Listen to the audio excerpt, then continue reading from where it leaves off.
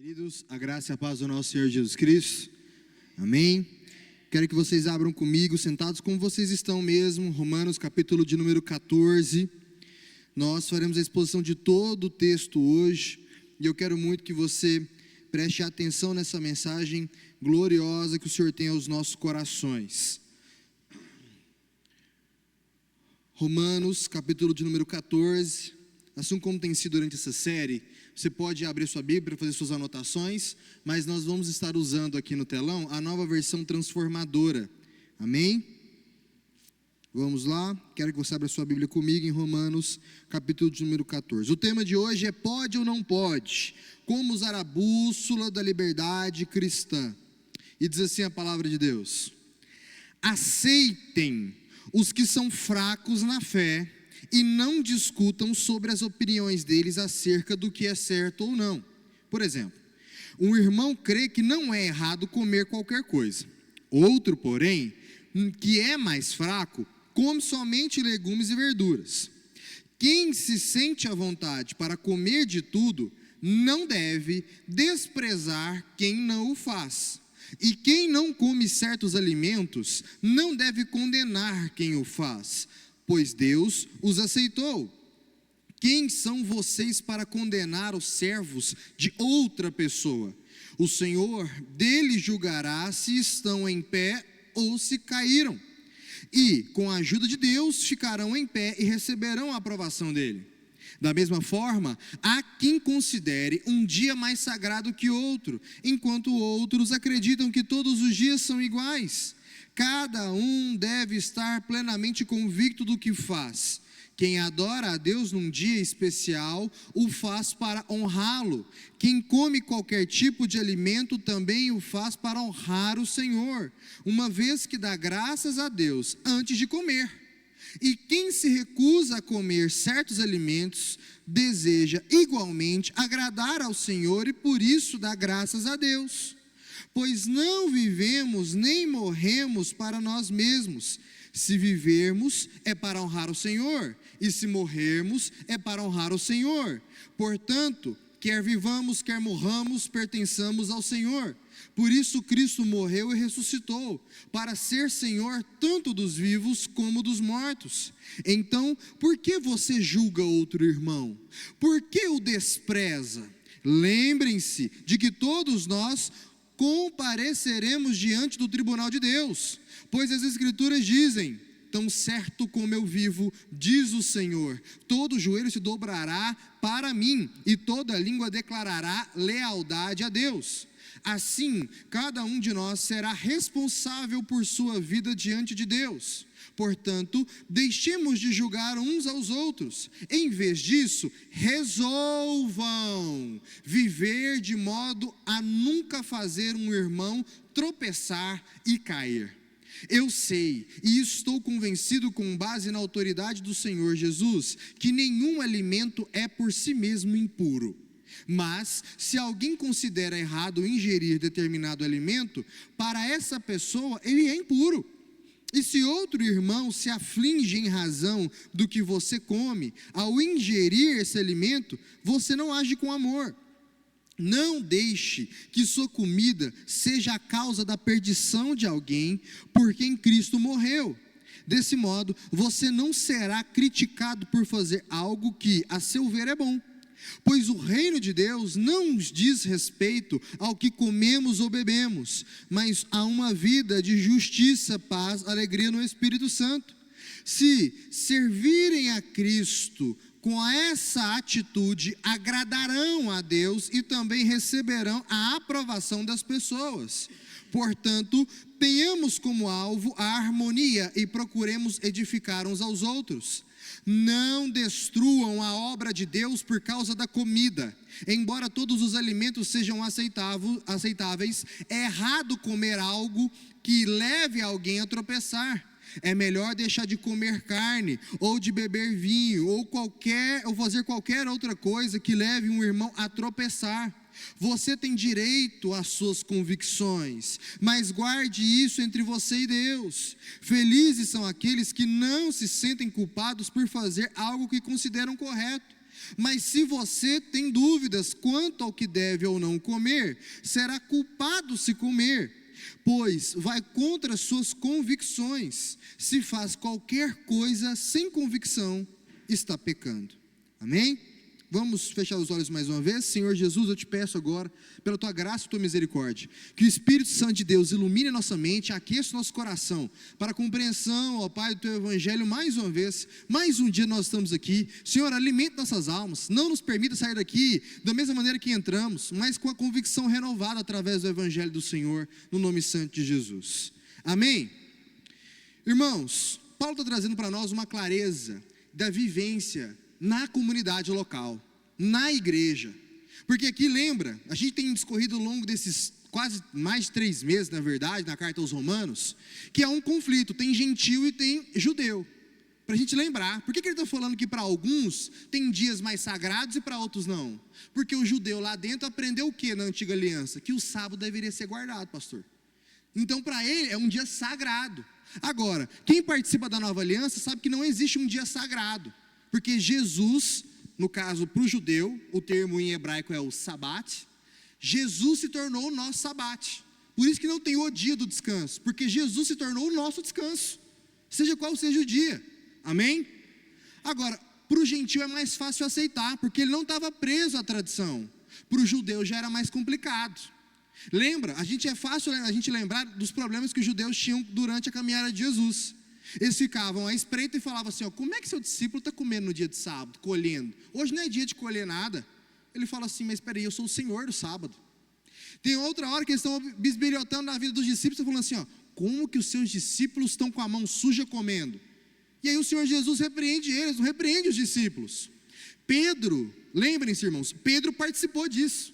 Pedro foi o cara que estava lá comendo com a mão suja, e o judeu atormentando a cabeça dele, e Jesus repreendeu. Então, o Pedro se tornou tão rançoso contra o religioso, que começou a dar trabalho durante a caminhada, porque Paulo vai lembrar a gente lá na carta aos Coríntios, que é o seguinte, ele falou assim, olha, quando eu ver Pedro na caminhada, eu me encontrar com ele, eu vou chamar a atenção dele. Por quê? Porque Pedro fazia questão de comer carne de porco, vamos colocar assim, uma linguagem para a gente entender, né? Porque o animal da pata fendada para eles era uma coisa que não poderiam comer, ele fazia questão de comer o que não poderia na frente deles, porque já viu Jesus repreender essas pessoas.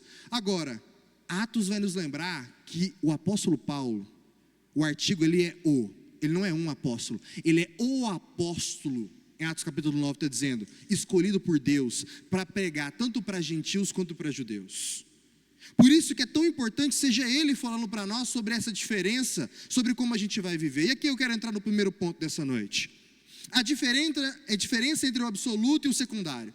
Na fé cristã nem tudo tem o mesmo peso, irmãos. Não confundam o essencial com o cultural. E aí eu vou dar 2 exemplos para os irmãos.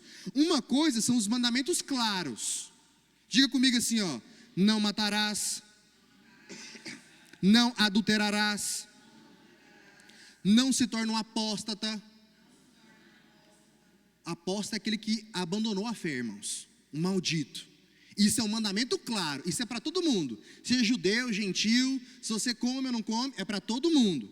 Agora, tem uma zona de dúvida, que não é claro, que é o que? Diga comigo, comida, bebida, dias sagrados e costumes. Tem coisa que muita gente de outra congregação, mesmo nascendo, todo mundo goiando, pé rachado, se você for uma igreja na rua de cima, eles se vestem diferente, eles dão glória diferente, eles conversam diferente, porque isso são costumes. E aí essa é a zona de dúvida na cabeça do crente, porque ele fala, olha, todo mundo tem a mesma Bíblia, por que o povo se comporta diferente? Há certas coisas que são fundamentais, outras, irmãos, são secundárias. Volta no versículo 1 para nós, por gentileza, Guilherme. É isso que Paulo está falando. Olha só, aceitem os que são fracos na fé e não discutam sobre as opiniões deles acerca do que é certo ou errado. Agora, o que é certo e errado em que perspectiva? Das questões, diga comigo, secundárias. Então, eu preciso ficar discutindo com o irmão sobre qual que é o dia sagrado ou não? Isso convém, Paulo está falando assim, tem certas coisas que são secundárias na fé. As coisas primárias, elas são inegociáveis, mas tem certas coisas que não valem a discussão. Amém? Estão acompanhando? toda essa jornada tem nos trazido para um ponto, irmãos: amadurecimento na fé. Se você passar essa jornada toda e você não amadurecer, você vai ficar no time do povo lá da carta que Paulo escreveu aos Hebreus, vocês lembram? Era para você estar comendo um alimento sólido já, vocês estão tomando leite até hoje. Porque não tem como a gente passar mais de 3 meses numa carta só e você não sair um crente diferente. Amém? Então aqui tem 2 personagens em conflitos. O primeiro é o fraco na fé. E eu quero destacar 3 características que mostram que uma pessoa ela é fraca na fé, para você observar. Lembra, o ID, irmãos, é para todos. Todos têm que ir pregar o evangelho. Todos têm que fazer discípulos.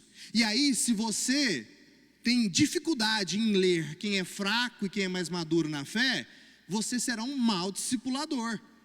Amém? Características do fraco na fé: ele se apega facilmente a rituais e a regras. Qual que é o exemplo que Paulo dá? Ele só come vegetais, mas para ele está fazendo para agradar a Deus. Qual que é a motivação do fraco na fé aqui? É o medo de errar pelo excesso. Ele tem uma consciência muito sensível, muita coisa faz ele escorregar na fé. E qual que é o diagnóstico então? Ele ainda não entendeu a plenitude da graça. Esse é um diagnóstico do fraco na fé. Então ele se apega a rituais, ele tem medo de errar e ele ainda não entendeu a plenitude da graça. Agora, o que faz então uma pessoa forte na fé? 3 aspectos para a gente entender também. Primeiro, a característica dele: ele entende que tudo é puro, todo alimento é puro, toda bebida é pura. Eu posso comer e beber de tudo. Não tem nada que seja apresentado, sacrificado, que eu não posso primeiro dar graças a Deus por aquele alimento e comer. Mal nenhum vai me fazer. Segundo elemento aqui, qual que é a motivação dessa pessoa forte na fé? Porque ela entende que ela tem liberdade em Cristo e ela tem uma compreensão teológica das Escrituras. Nesse ano, durante o período da festa junina, eu trouxe um sermão aqui para a igreja em cima desse tema. Perdão, irmão. Qual que é o diagnóstico então? O forte na fé, ele sabe que o reino de Deus não é comida e nem bebida. Ele já entendeu isso. Agora, quem já entendeu isso, está conflitando com quem ainda não entendeu essas coisas. E aí esse personagem também, que está olhando para o outro que entendeu, está entrando em conflito com ele. Paulo está resolvendo essa situação no meio da gente. Olha só, qual que é o perigo dentro da comunidade dessas coisas? Primeiro, a gente tem o desprezo. O que não come, não deve menosprezar o que come. Já o outro que está condenando, o que não come, não deve julgar o que come. E aí eu vou exemplificar para os irmãos para poder ficar mais fácil. Vou dar um exemplo para vocês. Em 2024, nós fomos para São Paulo. Foi 2024 ou foi 25? 24, né? Estava lá, a gente chegou um dia mais cedo, por causa de um erro da companhia que ia levar a gente para o treinamento. E aí nós fomos visitar uma cidade. Estava um dia de folga. Chegando lá, uma cidade fria, irmãos, 7 graus. Negócio assim, ó, o vento soprava assim e trincava a boca já. E aí nós estamos visitando vários lugares. O primeiro lugar que a gente sentou e comeu é um assalto. Eu peguei um chocolate desse tamanho aqui e um negocinho para comer, R$60. Acabou o dinheiro da noite. E aí eu dependia do quê? O que fosse de graça, de brinde. E aí nós estamos indo, entro na lojinha, estava tendo a degustação das bebidinhas lá, e é de graça? Tomar uma bebidinha. Aí tomei lá, experimentei, gostoso. Cheguei na irmã Beth e falei: irmã Beth, olha que suco de uva gostoso. Ela falou assim: João Marcos, isso não é suco de uva. Eu falei: mas não estou sentindo álcool nenhum nisso aqui não. Ela falou: João Marcos, isso não é suco de uva, isso é vinho. Eu falei: não, só quer ver? E o pastor Lindomar não estava com a gente. E aí eu fui lá na loja de chocolate e falei assim: pastor, olha esse suco aqui. No que ele coloca na boca, irmãos, ainda bem que eu não estava na frente, entendeu? O que é isso, irmão? O que é isso? Eu falei: uau, suco de uva. Eu falei: isso que é vinho. Por que eu estou dando esse exemplo para você? Aconteceu? Porque para mim, inclusive eu estava dirigindo. Fiquei sóbrio, tá, irmãos? Ninguém ficou bêbado lá não. Estava sóbrio. Eu subi e desci a serra dirigindo plenamente. Só que o que tinha ali? O irmão já apontou: eu não posso. Não é para mim. E qual que é o problema que eu tenho que ter com isso? O que o Paulo está falando aqui? Nenhum. Ele está entendendo, não é para ele. E para mim eu não posso esbanjar, porque se eu ficar bêbado é pecado. Mas ali, para mim, da minha criação, isso também não é problema. Ele também, maduro na fé, não pode vir com um problema para cima de mim. É isso que ele está falando. Quem entende que pode, que não tem problema, está tudo bem. Quem também entende que não é para ele, está tudo bem. O que tem que acontecer é que não pode haver julgamento entre eles, dentro da comunidade. Eu quero lembrar vocês de uma passagem pouco falada, lá em Mateus capítulo 11, versículo 19. Coloca para nós aí, Guilherme. Olha o que acontece aqui nessa passagem. Jesus falando: o Filho do Homem, por sua vez, come e bebe, e vocês dizem: é comilão e beberrão, amigo de cobradores de impostos e pecadores. Mas a sabedoria é comprovada pelos resultados que produz. Sabe o que Jesus está falando aqui? Vocês são chatos demais, porque veio antes de mim João Batista, não comia e nem bebia, e vocês julgavam ele. Agora eu venho, como, tomo vinho, vocês me chamam de comilão e beberrão. Para vocês, ele está falando para os religiosos aqui, vocês têm um problema com tudo, não dá para viver em paz com vocês. E o termo aqui de fato é beberrão, porque Jesus estava bebendo ali na ocasião vinho com eles. Agora o que Jesus está apontando? João Batista entendeu que para ele não conseguia lidar com vinho. E Jesus na fala dele condenou João Batista aqui? Não. Porque o que a vida no Espírito, Mateus, nos ensina? Que o Espírito nos dá clareza daquilo que são as nossas limitações. E nós precisamos respeitar elas. O problema é achar que em nome do Espírito eu posso fazer aquilo que eu quiser, enquanto o Espírito está te alertando: olha, aí você não dá conta. Vou dar um outro exemplo, bem mais doido, que é verídico. Esse é familiar, eu não posso falar quem que é, porque está gravado, embora seja um parente distante. Tem um parente distante que ele foi um pregador muito grande. Grande assim, irmãos, que o Marco Feliciano chamava ele para substituir, que eu não dava agenda. E aí entrou nas caravanas para evangelizar a tribo indígena no nosso país. E aí uma tribo indígena em específico que eles chegaram para evangelizar, quando fazia frio, as mulheres da tribo aqueciam, tinham por dever de aquecer os pés dos homens com os seios. O cara estava lá evangelizando. O que aconteceu com ele? Saiu de lá ele não pegou ninguém, porque senão ele ia morrer. Mas saiu de lá, não deu conta, procurou alguém fora e caiu. Perdeu o casamento. O que esse homem, mesmo lá de evangelizar, devia ter entender? Aqui não é terreno para mim. Eu não lido com isso. Não é para mim. É isso que ele está apontando aqui, Paulo. Tem terrenos na nossa vida que o Espírito Santo conversa com você, ativa na sua mente, você ignora, vai lá e pisa em falso. E aí você peca. Porque ele está falando, você não fez de consciência limpa. É isso que ele não falou no final do capítulo para a gente? Se você está fazendo com dúvida, aquilo acusa seu coração, você ainda fez, você ainda peca. Porque quem está acionando a sua mente não é sua moral, é o Espírito Santo de Deus. Tem terreno que a gente não pisa. Amém, irmãos? Vocês estão comigo? Então vamos seguindo. Pode voltar para Romanos, por gentileza, Guilherme. Que diz assim: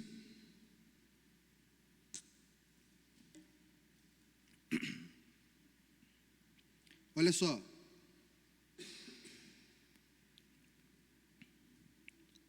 Deus aceitou ambos. Quem é você para julgar o servo alheio de Deus? Dois personagens estão julgando. Quem não faz está julgando quem faz, e quem faz está julgando quem não faz. E a pergunta é: o servo não é seu. Pastor não é dono das pessoas. Presbítero não é dono das pessoas. Diácono também não. E nem irmão é dono de ninguém. Todos nós temos um único supremo pastor. O nome dele é Jesus Cristo. Todos nós prestaremos contas diante dele. E aí, aqui que está uma coisa, irmãos. Tem gente que fala assim: não, mas se eu não cobrar, se eu não fizer, você não está entendendo. Se essa pessoa, ela não respeita o dia que ela estará diante do Senhor, ela não vai obedecer sua voz, meu irmão. Porque ela sabe que você não tem direito de fazer mal nenhum a ela. Mas ao Senhor, Ele pode destruir a alma dela. Vocês estão entendendo? Amém? Então, se a gente está falando sobre bússola hoje, qual que é então a maneira de a gente estabelecer um filtro? Vamos pensar assim? Um filtro para tomar decisões éticas na vida da gente. A resposta não é uma lista, é um processo. Antes de agir, vamos passar por 3 filtros. Vamos usar um método filosófico aqui. O primeiro, diga assim comigo: glória a Deus. Esse vocês conseguem falar, né? Porque o que ele está falando aqui? Lembra que ele disse? Tem gente que não come. Mas ele não come para quê? Que ele falou? Para a glória de Deus.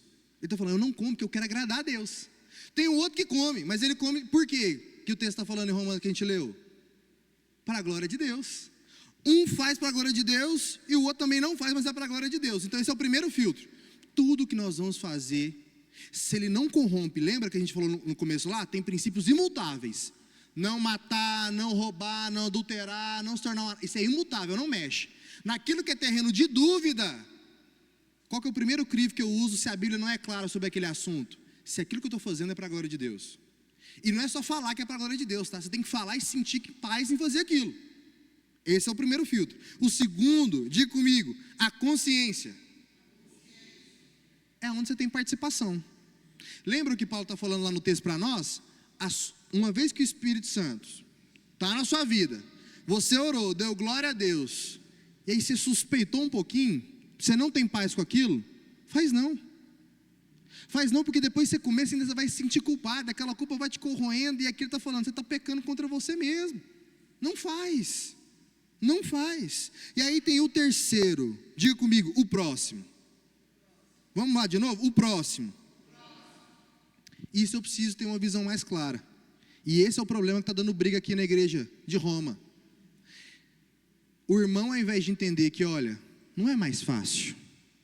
Para o irmão aqui na igreja de Roma, ele toma vinho. O outro está falando que vinho não pode. Não é mais fácil o irmão tomar o vinho lá na casa dele com a esposa dele, ao invés de ficar insistindo e zombando o irmão que não toma vinho lá? Não é muito mais simples? Paulo está propondo isso, irmão. Agora, o outro irmão também, ele está deixando de tomar vinho na frente do outro, para não escandalizar. O irmão não tem que ir na casa dele ser fiscal também não. Isso é um exemplo, mas existem outros exemplos também, sobre comida. Tem irmão que fala assim, irmão, eu não me sinto bem comendo esse tipo de coisa. Qual que é o exemplo que a gente ouviu lá em Corinto? Comida consagrada. Tem irmão que não dá conta, irmãos. Tem irmão que acha que a festa junina, que se ele comer, ele incorpora alguma coisa. Alguma coisa vem para dentro dele. Baixou. E aí o que você vai fazer? Se você está andando com ele, você que é maduro, qual que é a sua responsabilidade? Eu como, eu estou em paz, mas se eu estiver na companhia dele, eu não como. Vocês entenderam o que está passando aqui, Gil? Se você não consegue agir assim, você não passa do crivo de maturidade lá atrás, você não é maduro na fé. Sabe que uma coisa que eu fazia, eu parei de fazer, quando eu entendi essa palavra de Paulo? Eu não podia encontrar um adventista que eu falava assim, ó, vontade de tomar um café? Tá sentindo o cheiro de café aqui, ó. Para quem não sabe, adventista não pode tomar café, irmãos, tá? Não pode tomar. Café, carne de porco, tem que guardar o sábado, entendeu? Não pode. Estimulante, não pode, entendeu? E aí, eu ficava zombando aquilo, mas o que Paulo estava falando que Pedro estava fazendo lá? Esse tipo de deboche atrapalha a mensagem do Evangelho. Se eu acredito que esse cara não acredita no Evangelho verdadeiro, está dentro de uma seita, eu tenho que construir ponte para trazer ele para o Evangelho verdadeiro. Eu não tenho que começar a queimar ponte. Vocês estão entendendo o que Paulo está falando para a gente aqui, irmãos? Não é sobre pode ou não pode, é saber que eu tenho um crivo. O primeiro, eu preciso glorificar a Deus. O segundo é entender como é que está a minha consciência diante de Deus. E terceiro, eu preciso pensar no próximo. A fé, ela é coletiva. A maneira de manifestar a fé, ela é coletiva. Ela tem uma reação do lado de fora, irmãos. E eu preciso olhar para isso. E aí tem um exemplo maravilhoso, que eu gosto, porque sempre quando a gente entra nesse assunto, entra na bebida alcoólica, mas vai além. O pastor Saião, ele deu um exemplo de os missionários que foram para a África. E esses missionários, que não eram brasileiros, eles gostavam de tomar limonada demais, era refrescante. E lá, muito quente, eles estavam fazendo limonada. Qual que era o problema? No terreno africano onde eles estavam, para eles, não podiam de jeito nenhum tomar limonada. Não é de cristão não, é não cristão. Porque para eles gerava infertilidade. E é uma praga para eles descobrir que alguém é infértil no meio deles. O que os missionários entenderam? Nós vamos parar de tomar limonada. Porque senão a galera vai rejeitar a mensagem do evangelho que nós estamos levando. E aí eu pergunto para vocês, é pecado tomar limonada, irmãos? Não. Mas nesse contexto se torna? Vocês entenderam? É além da limonada, do café ou da carne de porco, irmãos. É sobre a responsabilidade de quem carrega o evangelho e quem quer transmitir o evangelho. Porque está falando, se vivamos ou morramos, que façamos para a glória de Deus. Esse é o objetivo da vida do crente, irmão, é viver para a glória de Deus. Não cabe a gente mais. Amém? Dentro desse critério sobre a glória de Deus, se eu estou fazendo isso, eu estou fazendo para glorificar a Deus, eu preciso fazer 3 perguntas, para a gente entender melhor. Vocês estão comigo? Primeiro, é um mandamento claro na Bíblia? Eu preciso pensar quando você for filtrar. na hora de tomar essa decisão que não está lá. Não, está claro na Bíblia que eu posso fazer. Então, beleza. Está claro na Bíblia que eu não posso fazer. Então, eu não faço. Agora, não está claro, mas eu estou fazendo para a glória de Deus, tudo bem.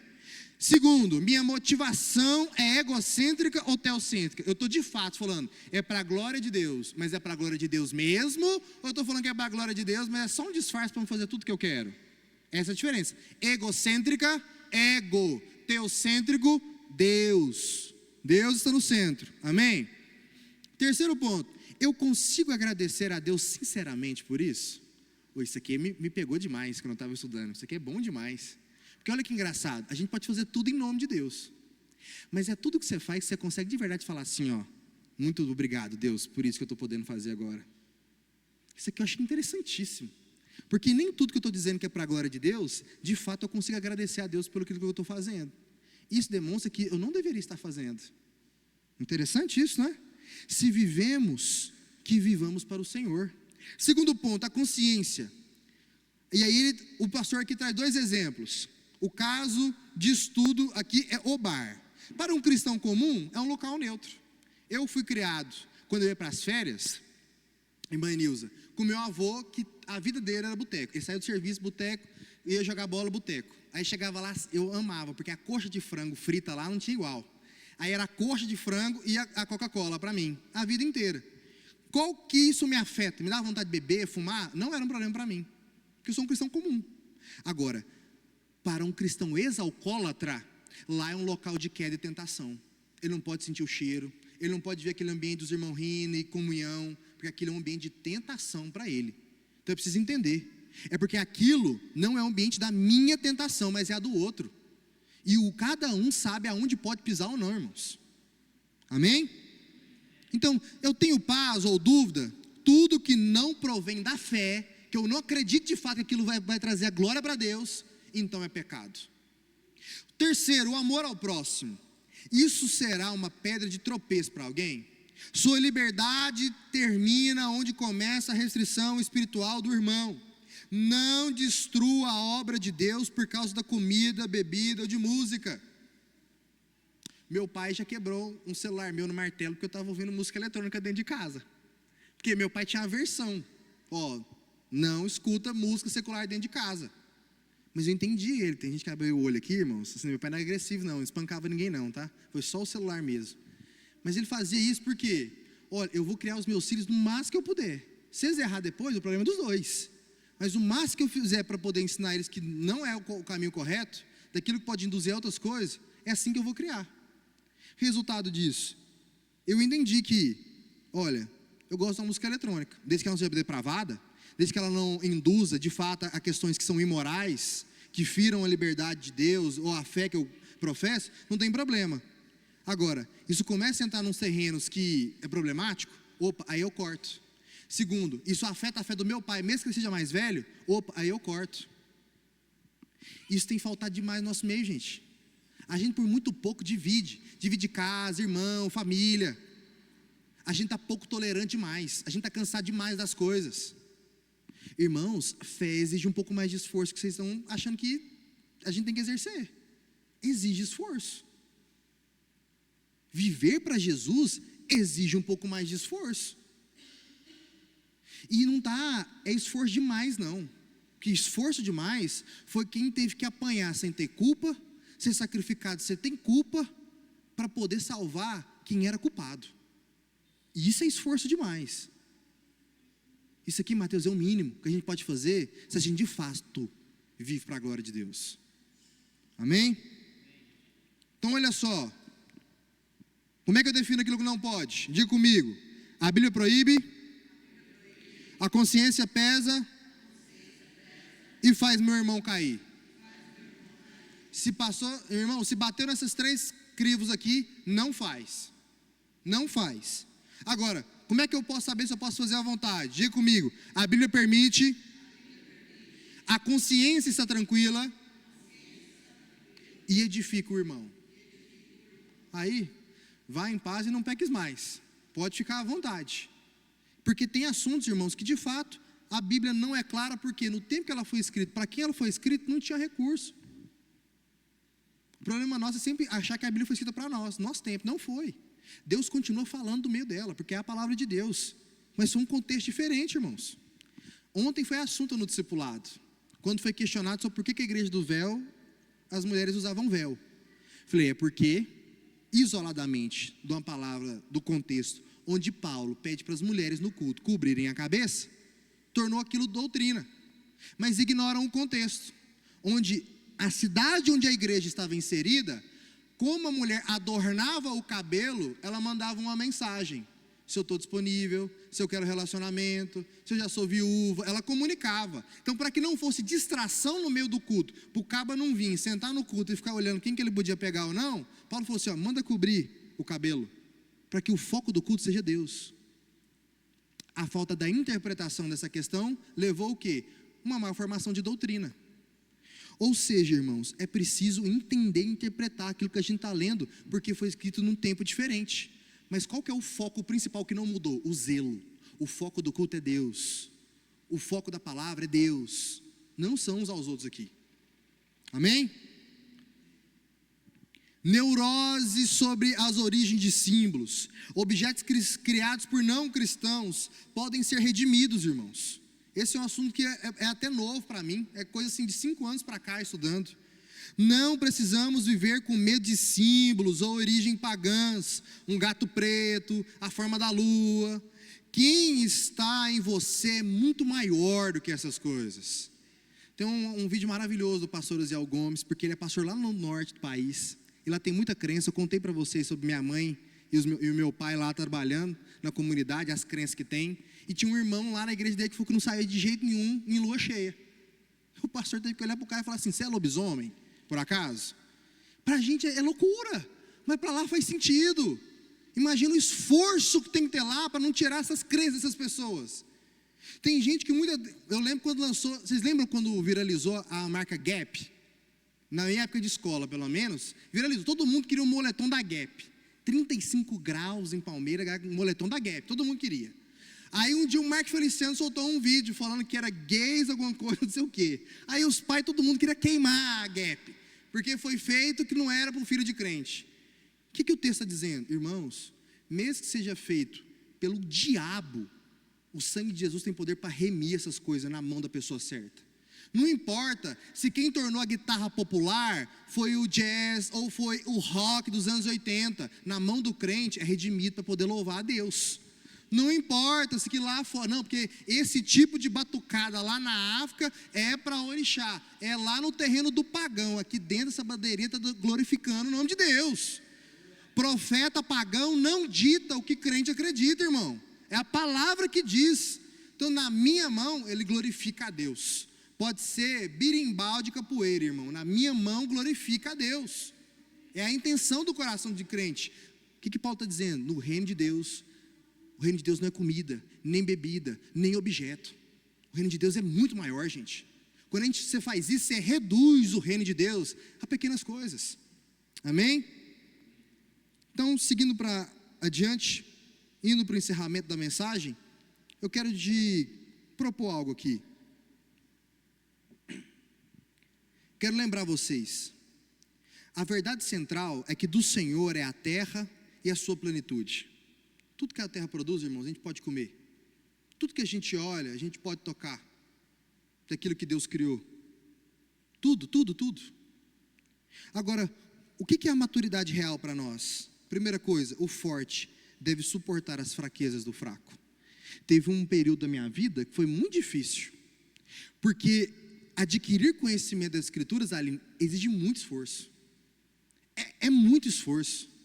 Tinha hora, Letícia, que eu li o texto e falava, meu Deus, mas eu comi o mesmo arroz com feijão que o professor. Parece que eu tenho que trocar por alfafa, porque eu não entendo nada. Não entendi nada. E aí lia, e perguntava, e de novo, era um parto, todas as questões. E tem livro lá em casa até hoje, que eu comprei por causa do título, maravilhoso. Li 2 páginas, guardei de novo. Falei, não estou pronto para literatura. Daqui a alguns anos eu volto de novo. E tem literatura que depois eu entendi diferente. Ou seja, é muito esforço. E aí eu passei a conviver com irmãos que tinham muito mais tempo de fé comigo e não entendia questões elementares. Isso me dava fadiga. Falo, mas como que a pessoa pode se contentar com questões tão rasas, tão pequenas, se Deus tem muito mais para revelar? Imagina, Paulo teve que escrever para os irmãos, falar assim: nós tínhamos assuntos tão mais elevados, eu tinha coisas tão mais profundas para contar para vocês, mas não tem como colocar, porque vocês escolheram o caminho de serem rasos.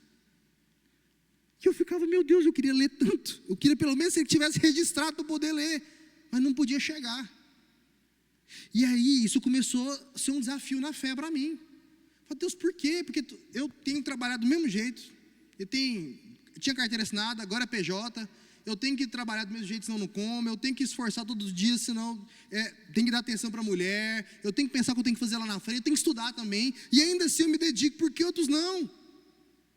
Isso começou a virar uma pedra de tropeço para mim, muito desafiador durante muito tempo, principalmente ali nos primeiros 2 anos de seminário para frente. Os 2 primeiros eu era muito humilde, aí eu tomei uma pancada na igreja, eu fiquei muito arrogante, o diabo usava minha boca facinho dentro da igreja, assim, com raiva, com ódio.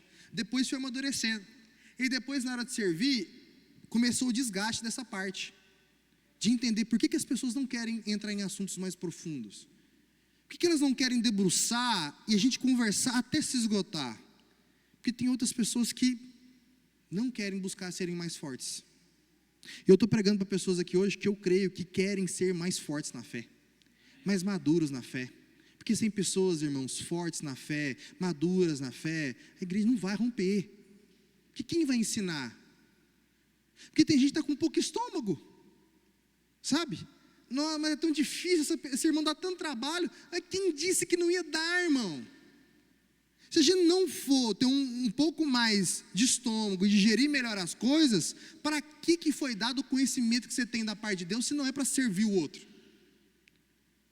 E aí eu estou contando para vocês, porque às vezes vocês olham para mim e acham que tudo é muito fácil para mim, que é simples para mim, e não foi. Foi pela misericórdia e graça de Deus para entender essas coisas. E eu estou pregando aqui para que vocês entendam essas mesmas coisas, se não buscar se esforçar para ajudar quem está fraco ainda. É um desafio de fé, irmãos. E aqui tem uma metáfora: o adulto não briga pelo brinquedo da criança. O que ele faz? Ele compreende a criança. Ele não está falando sobre cercear e educar. Ele está falando o seguinte: imagina que cena feia. O pastor Sebastião dá um carrinho para o Theo. O Felipe fala assim: não, mas eu gostei demais. E começar a brigar com o menino porque ele quer ficar com o carrinho na mão. Não faz isso, por quê? O que ele entende? Quem que é a criança aqui? É ele. Então eu não vou caçar confusão com a criança por causa de um carrinho. O exemplo, a metáfora aqui é essa. Eu não vou entrar em discussão com o meu irmão, você está entendendo que esse copo aqui é pecado. Deixa ser pecado para ele. É o momento dele.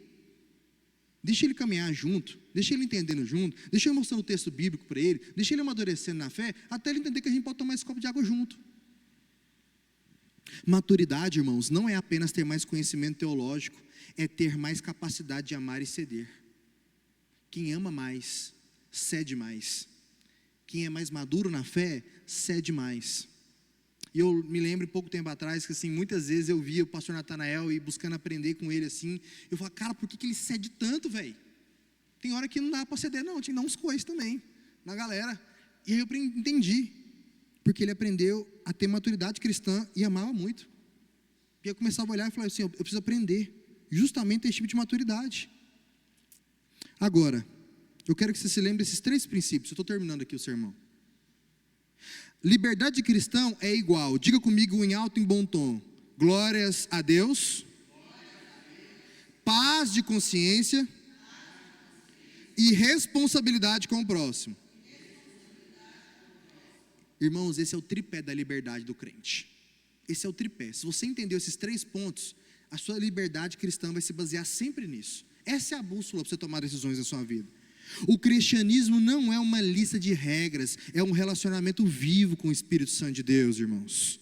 Feliz é aquele que não se condena. E aí eu quero colocar lá Romanos capítulo 14, versículo de número 22. Olha só, Romanos 14, 22 para a gente encerrar. Você tem o direito, você tem direito às suas convicções. É direito seu. Mas guarde isso entre você e Deus. Felizes são aqueles que não se sentem culpados por fazer algo que consideram o que, irmãos? Esse é o cara que está feliz da vida. Quer ter angústia, irmão? É você viver fazendo algo que você fala assim, cara, isso não está certo. Não deveria ser assim. E você insiste fazendo. Você vai viver angustiado. Quer um conselho da parte do apóstolo Paulo para você ser feliz? Não insista naquilo, irmão, que você não considera correto. Não insista. Não insista. Use sua liberdade, mas use a sua liberdade para poder abençoar outras pessoas. Amém? Vamos orar comigo mais uma vez? Senhor Jesus, nós te agradecemos por esse momento, nós te agradecemos pela tua palavra, nós te agradecemos que o Senhor tem trabalhado a maturidade em nosso coração, no entendimento das Escrituras. Senhor, nos auxilie pela voz do Espírito Santo de Deus a ter discernimento, ó Pai, principalmente nas áreas da nossa vida onde a Bíblia não é clara, há uma zona de dúvida. E a gente precisa tomar decisões frente à nossa vida, que o Senhor traga paz ao nosso coração. Eu peço, Senhor, ó Pai, que os meus irmãos reflitam em Colossenses 3,15, que a paz do Senhor seja juízo sobre o nosso coração, ó Pai, para que cada um dos meus irmãos siga em paz com suas vidas, com suas tomadas de decisão, baseando-os, ó Pai, nesse tripé que nos foi apresentado nessa noite, no nome santo de Jesus. Amém? Deus abençoe vocês, eu agradeço a oportunidade.